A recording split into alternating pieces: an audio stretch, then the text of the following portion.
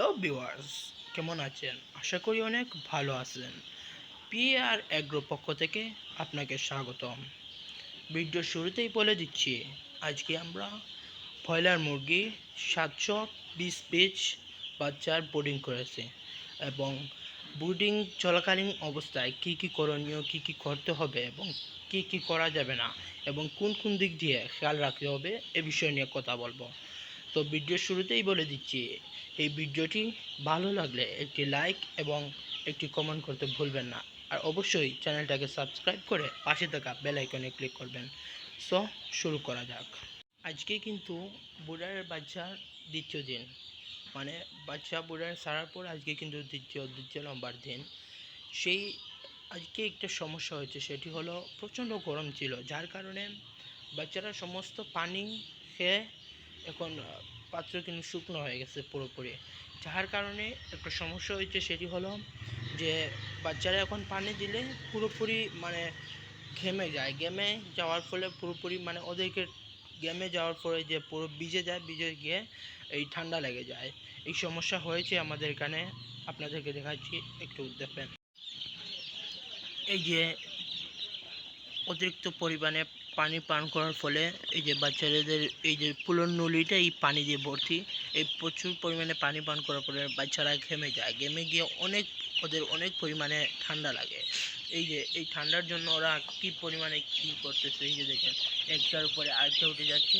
এই যে একটার উপরে আরেকটা উঠে, মানে ওদেরকে খুব ঠান্ডা লাগতেছিল, যার কারণে ওরা কি একটার উপরে আরেকটা যাতে গরম লাগে সেটার জন্য ওরা মানে একটার উপরে আরেকটা উঠে যাচ্ছে। এদিকে খেয়াল রাখবেন, যেই সময় এরকম হবে, যেমন পুরো পানি সে একবারে শেষ করে দিয়েছে এমনটা অবস্থায় আপনারা যেই কাজটি করবেন, পানি দেওয়ার সাথে সাথেই ওদিকে তাপ দেওয়ার চেষ্টা করবেন।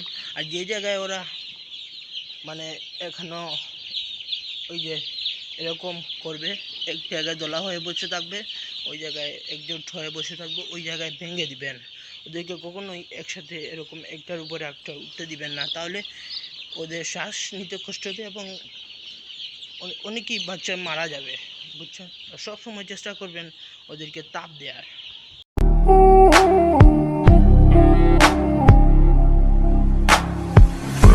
প্রচুর পরিমাণে ঘেমে যাওয়ার কারণে এই যে দেখেন পুরো পত্রিকাটা ভিজে গেছে, পুরো পত্রিকাটা ভিজে গেছে, ওই দেখে পুরো পত্রিকাটা ভিজে গেছে, যার কারণে এখন এগুলো পুরোটা তুলে আবার নতুন পত্রিকা দিতে হবে।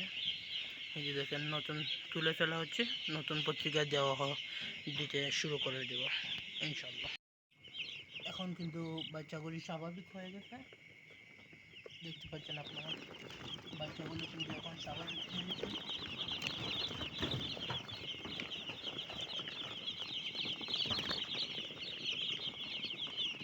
মোটামুটি এখন বাচ্চারা অনেক পরিমাণে শিখে গেছে এখন, এবং পত্রিকা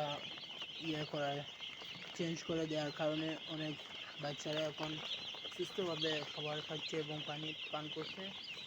আর এবং বাচ্চাগুলো স্বাভাবিক হয়ে গেছে এবং এটা একটা আওতার ভিতরে চলে এসেছে এবং যে দুশ্চিন্তাটা ছিল সেটা এখন চলে গেছে ইনশাল্লাহ।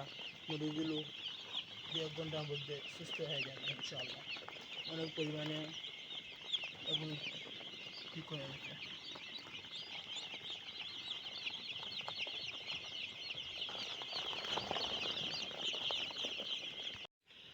এরকম হওয়ার মূলত একটি কারণ, তা হলো যখন পানি থাকে না তখন অতিরিক্ত গরম থাকার কারণে মুরগি অনেক বেশি পিপাসা পায়। অনেক বেশি পিপাসা পাওয়ার কারণে মুরগিকে যখন পানি দেওয়া হবে তখন একসাথে অনেক পানি পান করে, যার কারণে এই হয়ে যায়, মানে অতিরিক্ত পানি পান করার ফলে মুরগিরা ঘেমে গিয়ে এরকম অবস্থা তৈরি হয়। যার কারণে সবসময় খেয়াল রাখবেন, পানি থাকতে হবে, খাদ্য থাকতে হবে সবসময়। আমি খেয়াল রেখেছিলাম, কিন্তু হঠাৎ আমি বাজারে একটা কারণে যাওয়ার কারণে এই সমস্যা হয়েছে।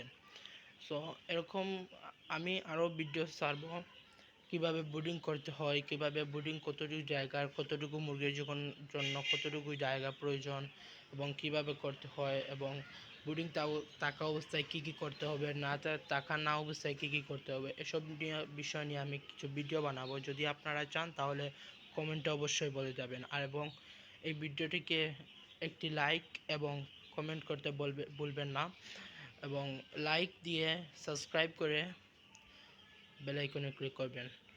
দেখা হবে অন্য কোনো ভিডিওতে ইনশাআল্লাহ। আসসালামু আলাইকুম। Thanks for watching this video.